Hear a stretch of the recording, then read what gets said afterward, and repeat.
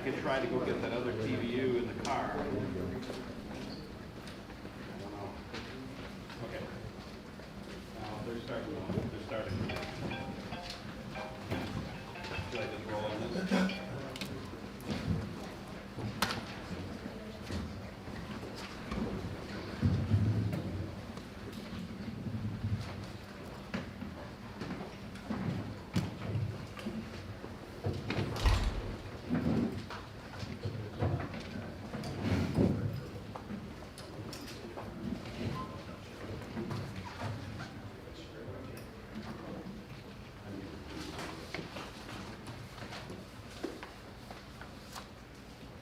Good afternoon, everyone. We're going to go ahead and get started. Thank you all for being here. Before I start, though, I'll let you know up front that the family's attorneys are here. They're present. They will not be taking any questions here during the press conference in this room, in this space. We ask that you please be mindful of that. They'll be immediately available outside to answer any questions at the conclusion of the press conference. My name is Michael Miller. I am the Public Information Officer for the Akron Police Department. I'd like to give you a quick run through of how the press conference will go. You'll be hearing from 3 speakers today: Akron Mayor Dan Horrigan, Deputy Mayor of Intergovernmental Affairs Margot Somerville, and Akron Police Chief Stephen Mylett. After hearing from these speakers, you will see 2 videos. I'll say up front, at the start of the second video, for approximately 30 seconds, you'll hear no audio. And that's because the device itself, when you activate it, it goes back 30 seconds. It captures no sound, but it picks up the recording 30 seconds before the incident or the recording. The first video will be narrated video of the incident, starting with the pursuit. It will include some still shots. It will pause at points, and it will include some text, and we'll zoom in for clarity. The second video will be of an officer body cam footage, which will begin at the start of the pursuit, and it will end with the shooting. The video will be played from start to finish without pause, and will show the incident in real time. At the end of our press conference today, we will provide an opportunity for questions. Each outlet represented here today will have an opportunity to ask a question. There will also be a press kit available to members that will contain or include a map of the pursuit, a timeline of the incident, a transcript of the dispatch conversation during the pursuit, and basic information on the officers involved, including race, gender, years of service, and disciplinary record, if any. At the conclusion of the press conference, we'll be putting out a press release as well, and all body cam footage will be available. According to the city ordinance, we're required to release 3 body cam footages within the first 7 days, but we're going above and beyond that today due to the unique circumstances, and we'll be releasing all of the body cam footage in a short period of time after the press conference. This includes the 8 officers who were directly involved in the shooting, and additionally 5 other officers who were on scene but did not participate in the shooting. At this time, I would like to welcome Akron Mayor Dan Horrigan to the podium. Thank you, Lieutenant. First of all, good afternoon. Thank you for being here. I know this is a somber occasion for all of us and for the entire city. Before I begin, let me again extend my condolences to the family and friends of Jayland Walker. I know that no amount of grief or prayer will bring Jayland back, but please know that the city mourns with you. Personally, there are no amount of superlatives, and I've talked about being beyond outraged, beyond shocked, and extremely heartbroken that I can use to describe my feelings. I won't mince words. The video you're about to watch is heartbreaking, and it's very tough to take in. And I know many of you will have questions after this press conference, and I have a number of questions myself that need to be answered. But what I'd like to stress to the community, please, is that the independent, which is being the investigation, which is being conducted independently by an entity requested by Chief Mylett, which is the Bureau of Criminal Investigation, and the Attorney General's office, will take some time to work through. Our media information packet includes a rough timeline of how the investigation process will proceed, in addition to a timeline of events of this past Monday. And I am urging all of our residents, please reserve your full judgment until the investigation is complete. And listen, you'll have to do one of the most difficult things that I can ever ask somebody to do, and that is to please be patient and let the Attorney General do their work. Let me also emphasize the steps we've taken over a number of years to increase the transparency and the accountability with the Akron community, knowing that trust cannot exist without our commitment to openness. Almost exactly 1 year ago today, the Akron City Council voted to enact a new law that ensures the release of video footage which documents an Akron police officer's use of force within 7 days of the incident. This ordinance was first recommended by the city's Charter Review Commission and was overwhelmingly approved by the residents of Akron. And it is clear what our community wants is to be able to review the information for themselves, and it is our commitment to be open and transparent as we can be, given the fact that there is an independent investigation which we cannot put into jeopardy. Additionally, utilizing an independent entity to conduct the initial investigation into the incident will be a further step in increasing the trust and accountability with our citizens.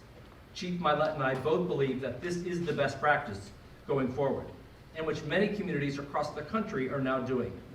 And it is the direction that we intend to move towards in any future events of deadly force. Both the city and the Akron Police Department are fully committed to this process, and I have every confidence that the investigation will be conducted in a fair, thorough, and just manner. Many will wish to air their grievances in public, and I fully support our residents' right to peacefully assemble, but I hope the community can agree that violence and destruction are not the answer. And let me echo the calls from a number of elected officials and community members right here in Akron that calls for peace in our cities. This will be the constant urge over the next few days, is peace in our city. Thank you.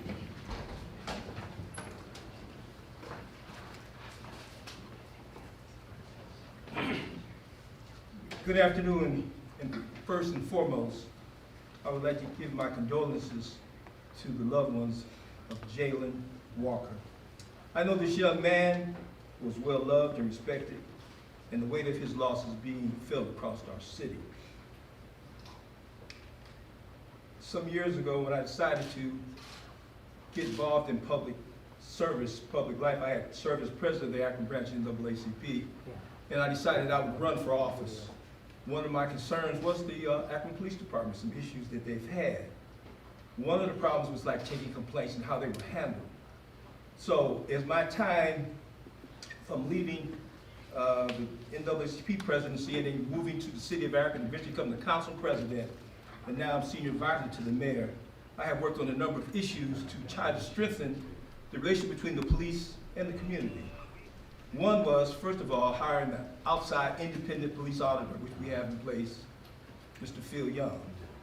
The auditor is supposed to look at trends in the police department. He looks at where we need to do training. He looks at if arrests were not handled the right way. We handle those all internally. And that has been a great start for us in this community. The other thing that has helped us also in this community, we do have body cameras from the officers. And the fact that we have that, that's why we're here today, we'll be able to look at the footage. The main thing we also should always look at too is the fact that we have this new ordinance that it had to be released in 7 days. The mayor could have did an executive order, but we did not do that. We took it to the Charter Review Commission. Council President is here, Marco Somerville, Professor Bill Rich from University of Akron Law School, who chaired that committee, came with the idea, along with the mayor, to put it in the charter. So now, when there is a police shooting, the police department or the chief can't say, I'm not releasing it. The mayor says, can't say, I'm not releasing it. It has to be released. And then the voters voted on it. Over 90% of the voters voted on that. And that is a huge thing that I don't think you'll find any other place in the country who's done that. As my many years of public service, I have never understood why police would handle their own investigation. And when it comes into police-involved shootings, that has never sit right with me in this community. And now, since we have a new chief and the mayor, they've gotten together and they have asked for outside help in investigating this case. This is huge. This is definitely not business as usual. This move for this investigation to have an outside entity ensures that it'll be the fairest, most unbiased review of the facts, and that's the right decision at the right time. We also have with us today some of our residents who are here, some of the members of the faith-based community, some citizens who've been involved in the community here for this press conference, and we appreciate them being here too. Having this footage released today is a good step in the right direction. Make no mistake, what you will see in this footage is extremely upsetting. From here, we need to look at our process to get us to the next steps. An independent investigation at the state level will further that process. I know there's anger that when people see this video, it will cause them to become sickened as I was. I have a son, could have been my son. And quite frankly, our community has a right to voice their concerns and to protest. And we would ask them to do that. But what we would ask them to do, as the family has asked them to do, it's okay to protest, but we would also ask them to do it in a peaceful manner. We have asked for this type of transparency.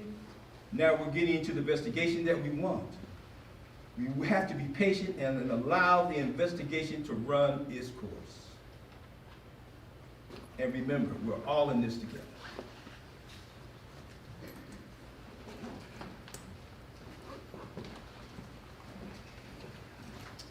Good afternoon, everybody. I want to first echo the sentiments that were expressed by Mayor Horrigan and Deputy Mayor Somerville. I also want to express my deepest sympathies to Jayland's family. I cannot imagine the sense of loss, the pain that they're going through right now. As Marco mentioned, you know, in his personal life, my youngest is 25 years of age as well. And I cannot imagine what life would be like without my son. So again, Mrs. Walker, Jada, I'm very sorry for your loss. But I want to personally thank you. I want to personally thank you for the way in which you have been dealing with this situation.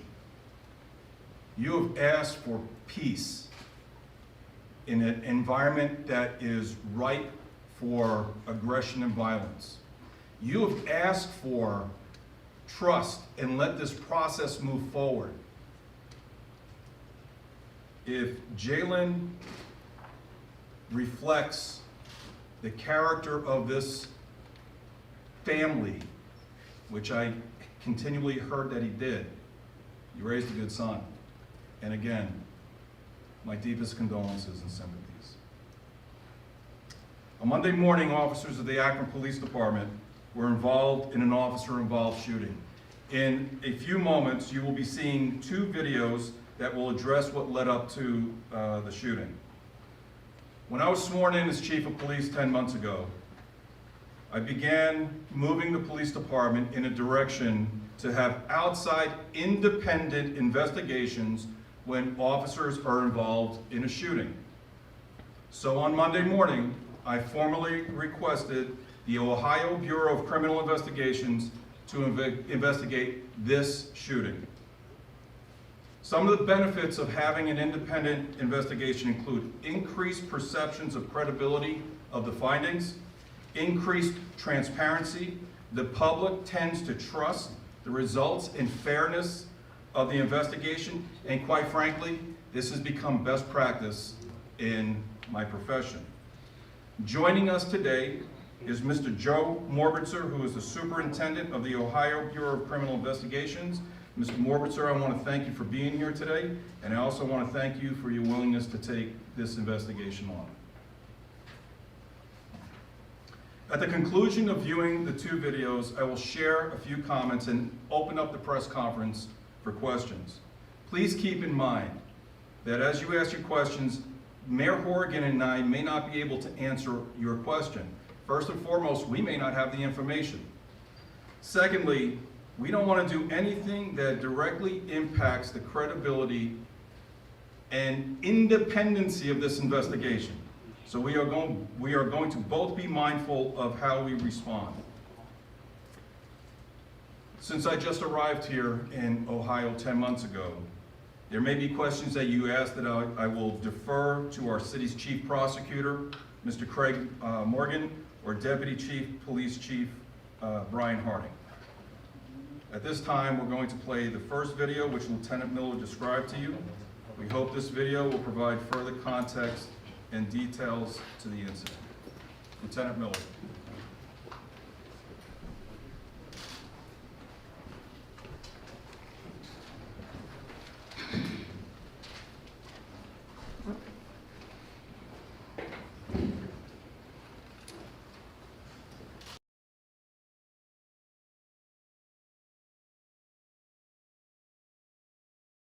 On Monday, June 27, 2022, at 12:30 in the morning, Akron police officers attempted to stop a silver Buick on East Talmadge Avenue near Thayer Street.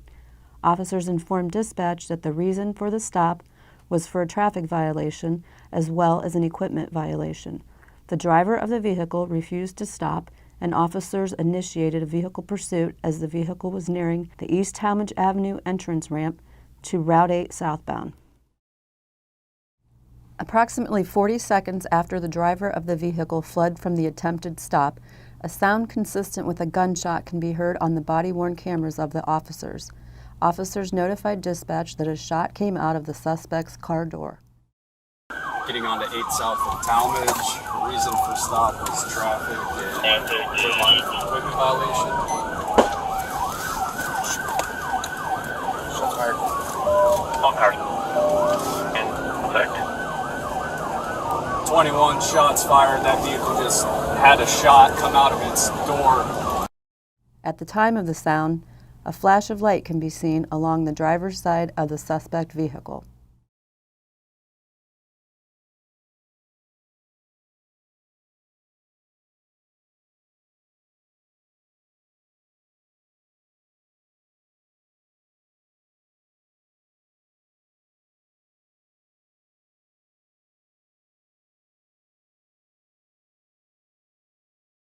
The vehicle pursuit continued on the expressway for several minutes, and the suspect vehicle exited onto the Archwood Avenue ramp. The pursuit proceeded through several city streets until he neared the intersection of East Wilbeth Road and Claremont Street. At that point, the driver slowed down and exited through the passenger side door of the moving vehicle wearing a ski mask.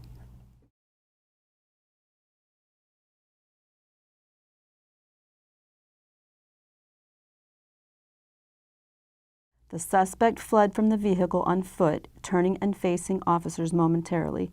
He continued to run, evading arrest.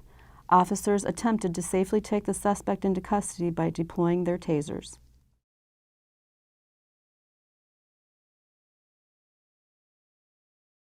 The deployment of tasers was unsuccessful, and the suspect continued to flee on foot.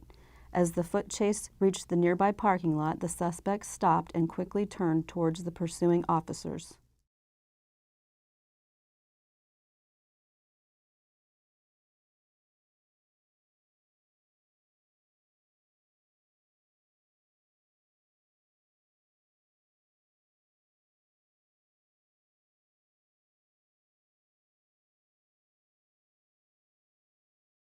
Officers reacted by discharging their firearms, striking the suspect. Under visual inspection of the suspect's vehicle, a handgun, a loaded magazine for a handgun, and what appears to be a gold wedding ring were observed in plain view on the driver's seat.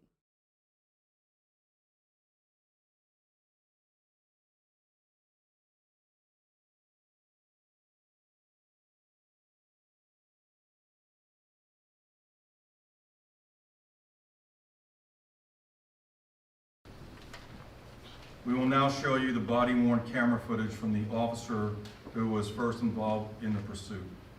The video will start at the beginning of the pursuit and will end with the shooting of Mr. Jayland Walker. I want to offer caution for everyone that is watching that this video may be disturbing to some viewers, to many viewers, as it contains graphic images and language. For many reasons, it is difficult to watch. At the request of the Walker family, we have blurred Mr. Walker's body in the shooting event. Lieutenant?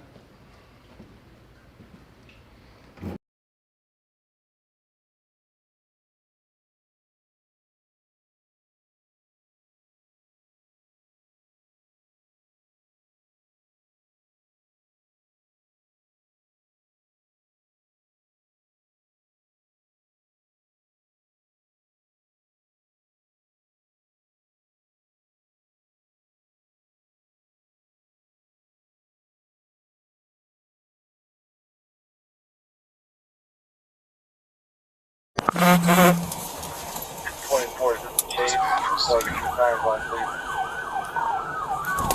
it for making a chase. Wait for we're east on Talmadge, approaching Route 8 South, signaling to go 8 South.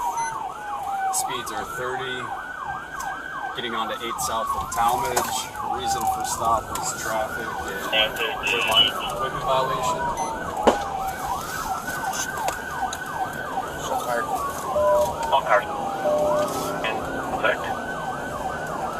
21 shots fired. That vehicle just had a shot come out of its door. We're southbound on Route 8 now. Next cross is going to be Perkins, going across the Blue Bridge on Route 8 South. Speeds are 80, middle lane. Gold Buick, black male driver, one occupant. Silver Buick, one occupant. Looked like a black male driver. He's in the left lane, we're going 60. First name back. Okay.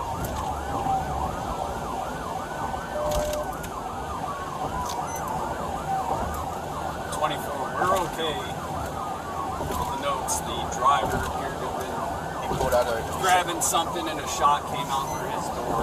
He definitely We're 8 shot South, out. just passing Perkins. 8 South, passing Perkins, middle lane, speeds are 72, light traffic.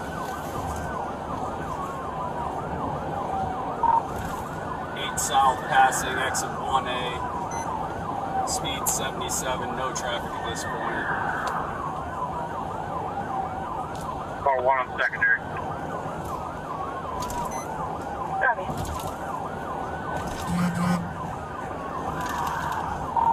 We're 8 South, towards 77 South, passing exit 0, just past the university.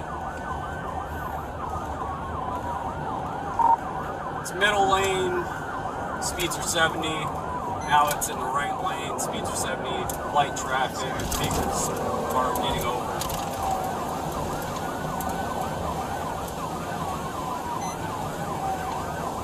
Continuing 8 South, speeds are 78. Light traffic. Vehicles about 100 yards in front of us. Continuing 77 South, just past the interchange. Car 4 requesting to join. I have 3 units in front of me.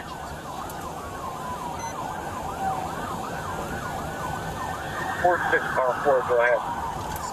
Everybody else, car block intersection, needs to get off. They can pump to good position. Yeah, units up there that are coming up on Lover's Lane. He's coming up on your left side just now. Just take caution. He was grabbing for a gun. He did fire a shot out the side of the door. Who is that there? All right, 24. We got 2 units in front of us. Car 20, we're primary right behind it now. We're continuing off Route 8 South. Speed are we getting off here? We're going to be getting off at the Archwood exit. Speeds are 65 miles per hour. Approaching the red light at Archwood. He's going to be going through the red light, continuing southbound, approaching North Firestone. Traffic. Speeds are 35 miles per hour. Running the stop sign, he's going to be going westbound on North Firestone Boulevard from here.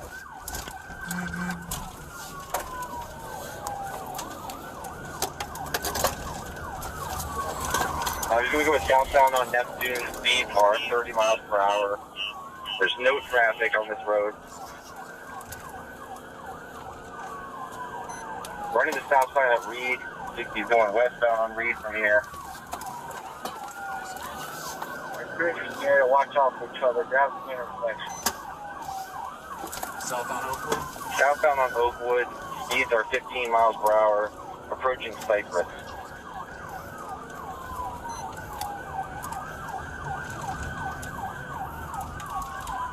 Going to be going westbound on Cypress, heading towards Redwood. We're passing Redwood. We're going to be approaching Brown Street. 46 on Brown, Cypress, block intersection.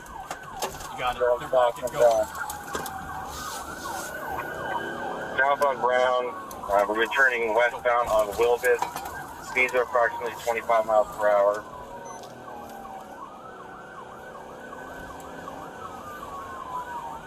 Still westbound on Wilbus. We'll be passing Glen Mount. Speeds are 55 miles per hour.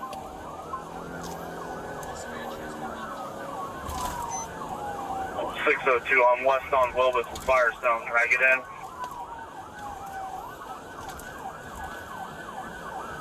We're still westbound on Wilbus. We're passing Evergreen. We're heading towards Maine. Looks like we have some units up ahead at the intersection of Maine.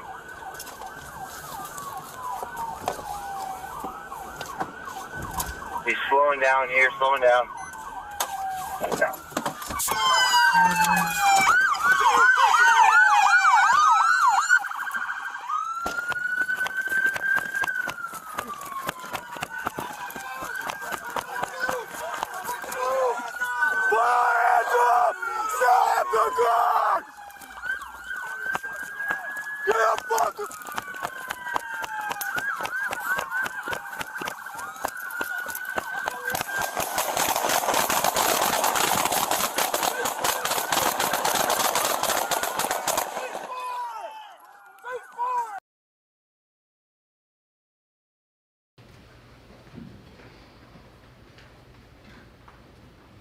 I could ask our community members to please stand with me for just 1 second. Chief Mylett.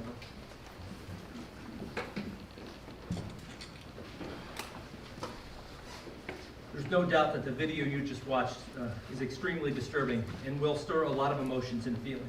Shocking and hard to take in. But what we are collectively calling for is peace this afternoon. It's the same thing Mr. Walker's family is calling for, and it's the ask of everyone standing here with me in the community. Peace for our city, peace for our community, and peace for our residents. Thank you. Thank you all.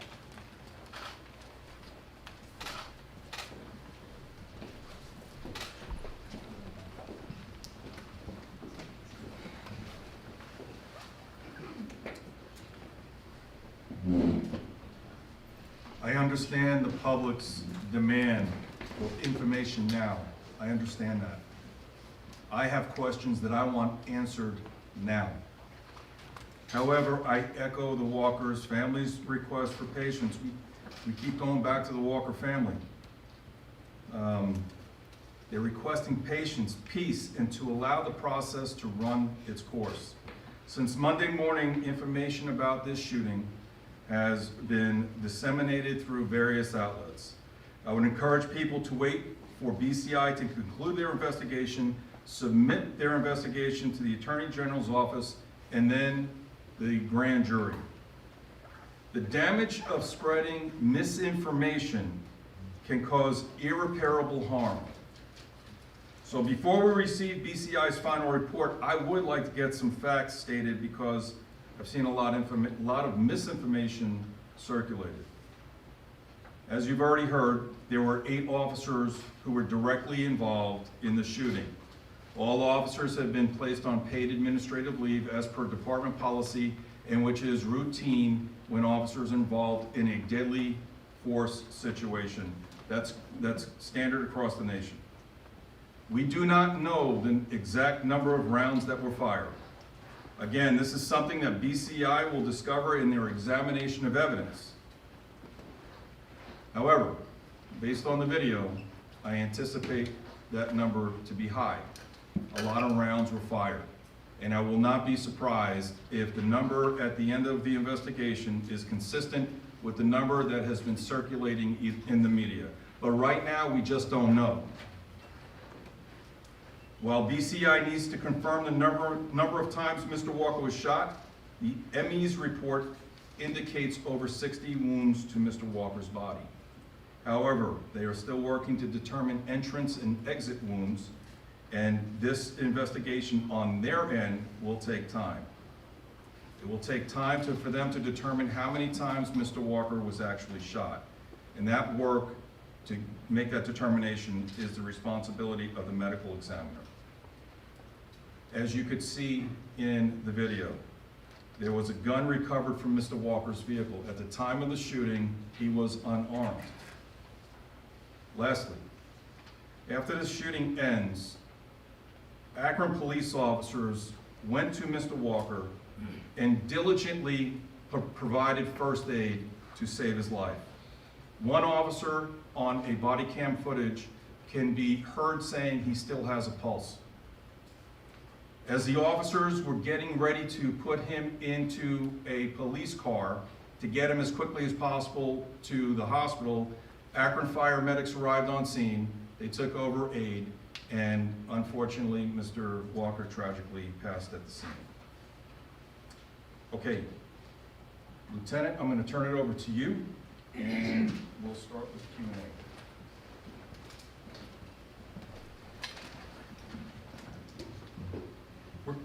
We're going to start by allowing each media outlet present to ask at least one question. We ask that you speak loudly so that your voice can not only be heard in this room, but also as part of the live stream that we're providing for the community. Understand again, and it's already been stated by the chief, that there are some questions that they cannot answer or may not answer because of the independent nature of the investigation, and also to preserve the integrity of the investigation. Some questions may not be answered for that reason. So at this time, I'll open up for questions. I am going to move intentionally to my left to right. We're going to ask one question each, and then we're going to move to the room from left to right, okay? We'll open it up at this time. Anybody? Sir? Thank you, Lieutenant. Question for the police chief. At this point in time, Paulo Sandoval at C9, based on what you've seen, Chief, and understanding the investigation is less than a week old, and after seeing this very exciting video, what is it to you, or for you, what is the most concerning thing in the footage that you've seen so far? It's the same thing that's most concerning to everybody else that just watched it. I'm going to say this. When an officer makes the most critical decision in his or her life as a police officer, doesn't matter where in the country this happens, when they make that most critical decision to point their firearm at another human being and pull the trigger, they've got to be ready to explain why they did what they did. They need to be able to articulate what specific threats they were facing, and that goes for every round that goes down the barrel of their gun. And they need to be held to account. Right now, as you pointed out, we're in the early stages of the investigation. The officers have not been able to provide a statement yet. I am reserving any sort of judgment until we hear from them. Just last night I spoke with the union president, and he told me that the officers are fully cooperating with the investigation. Chief, I have a question. Hang on. Go ahead. Chief, the attorney for the family, Bobby DiCello, says that he spoke with you and you told him and you told members of the legal team and members of the family that based on your viewing of the video that you had not seen evidence that Jayland Walker did anything threatening that precipitated the gunfire. Your response to that? So and I've watched this video more times than I cared to, but I've watched it at least 40 times. When you see it in real time, it's very hard to distinguish what Mr. Walker is doing. In the still photos, there's a picture that appears to all of us that Mr. Walker is going down to his waist area. There is a photograph that appears Mr. Walker was turning towards the officer, and there is a picture that captures a forward motion of his arm. At the crime scene, after the officers were involved in the shooting, they immediately get sequestered from one another, and they are monitored. When the investigative team arrives, they do an individual walkthrough of the crime scene. Each officer, independent of each other, related that they felt that Mr. Walker had turned and was motioning and moving into a firing position. So, again, BCI is going to do the investigation. I'm not prejudging it, and I'll leave it there. Chief, police. Yes, sir. I wanted to understand a little better the gunshot from the car.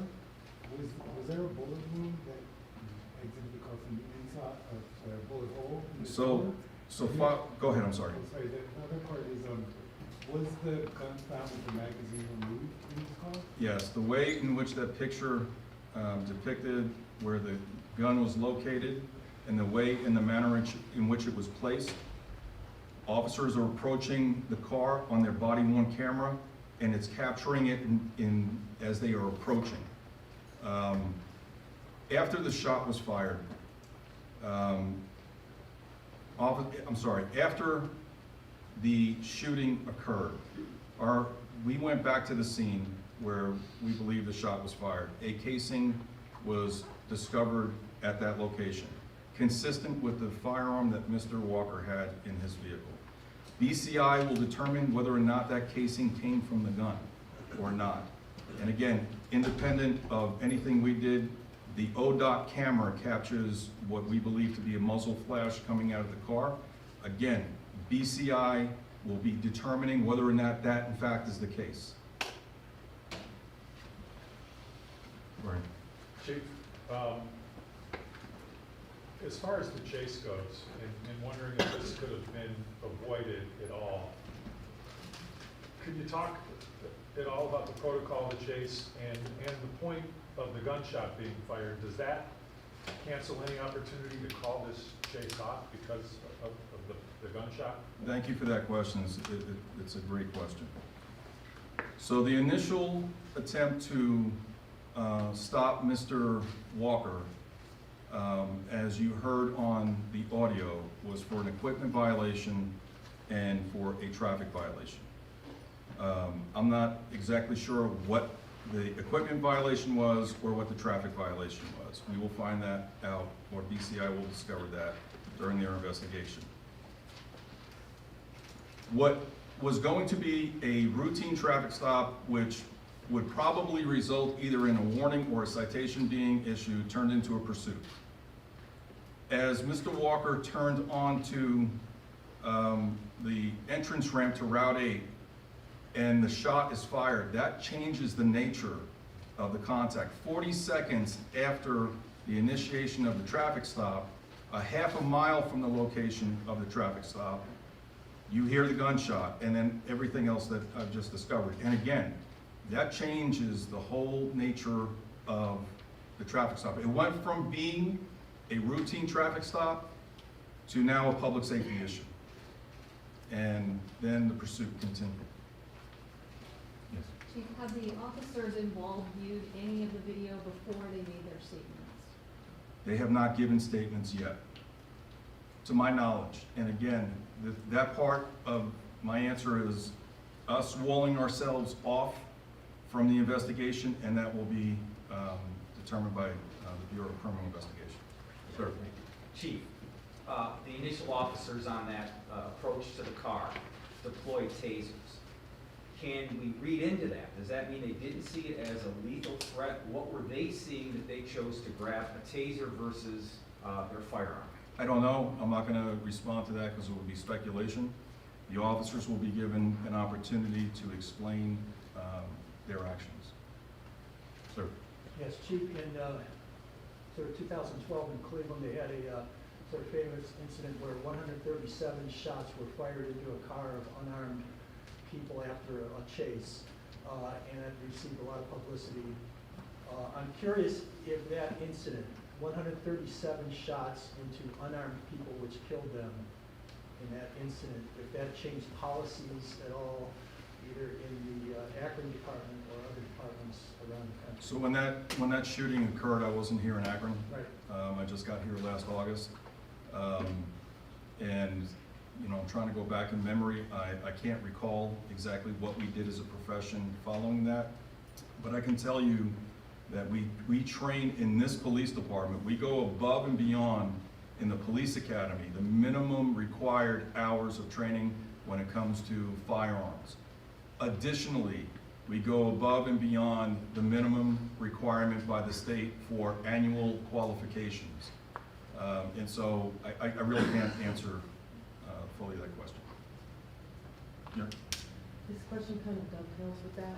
Is there any kind of rubric or protocol when multiple officers are firing for how many rounds you fire when there's a single subject? So officers are trained to, when they perceive a threat to themselves or to somebody else, that they are authorized to use their firearm to stop the threat. And they are authorized to use their firearm until that threat no longer exists or it stops. And that is the standard. Young man in the back. Chief, you mentioned several body cam videos, but is there also dash cam footage, and does any video cover the moment of actually attempting to pull them over? So we don't have dash cameras in our fleet. No, sir. What was your second question? Does any video record the actual moment where they attempted to pull them over for the alleged traffic infraction? So again, everything that you saw right now is from body camera footage. We don't have dash cameras in it, and I'm not going to step into that part of the investigation. I will look to BCI to collect all that evidence. Sir. Chief, you said you had... Hang on 1 second. Go ahead, sir. Chief, have you ever had a case before where someone left their wedding ring behind? I'm not asking you to speculate on this case, but have you ever had that happen before, and if so, why? And the second is just your gut feeling when you saw this video, if it was as many as 90 shots as has been reported, and I know you can confirm that, did that strike you as excessive? I will say this, that it was difficult to watch and shocking, just like it is for everybody. I'm not passing judgment on the decisions my officers made. They will be given the opportunity to explain why they did what they did, as they should. In terms of your first question, I'm not going to speculate. Yes, I have seen that in my 33 years as a police officer, but I'm not going to go any further than that. Chief, you said that you had questions yourself. What are they? What are your questions? So I will reserve those for our administrative investigation. I'm not going to reveal those right now. Why?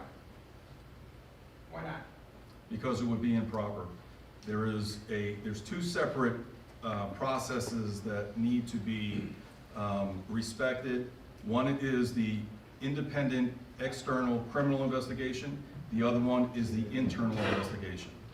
I will be getting with our Office of Professional Standards and Accountability, our Internal Affairs Unit, and I will discuss those questions with them.